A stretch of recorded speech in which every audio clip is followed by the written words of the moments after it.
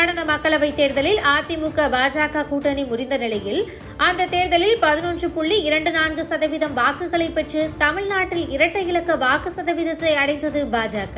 அதனை வைத்து பாஜக தரப்பில் அதிமுகவிடம் பேச்சுவார்த்தை நடந்தது.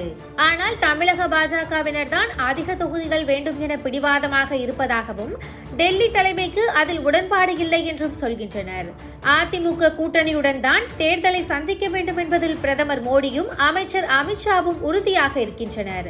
அதனை கெடுக்கும் வகையில் இருக்கும் எதையும் செய்ய வேண்டாம் என்பதே தலைமையின் முடிவாக இருக்கிறது.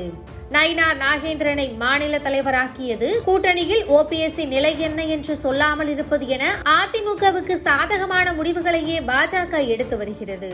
அதனால் இந்த தேர்தலில் 40 தொகுதிகளை கேட்க வேண்டாம் என்றே அமித்ஷா நினைப்பதாக சொல்கின்றனர்.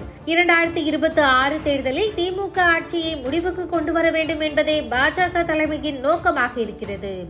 மத்தியில் பாஜக ஆட்சி செய்தாலும் தமிழ்நாட்டில் திட்டங்களை செயல்படுத்துவதில் சிக்கல் இருப்பதால் அதிமுக கூட்டணி ஆட்சி அமைத்தால் சாதகமான நிலைமை இருக்கும் என அமித்ஷா கணக்கு போட்டுள்ளார்.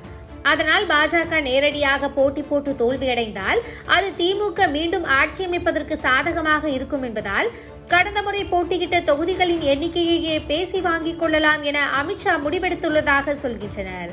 பாஜகவுக்கு அதிக சீட் கொடுத்து தோற்றுவிடக்கூடாது என்பதையே மனதில் வைத்துதான் EPSம் விடாப்பிடியாக இருப்பதாக பேச்சு அடிபடுகிறது.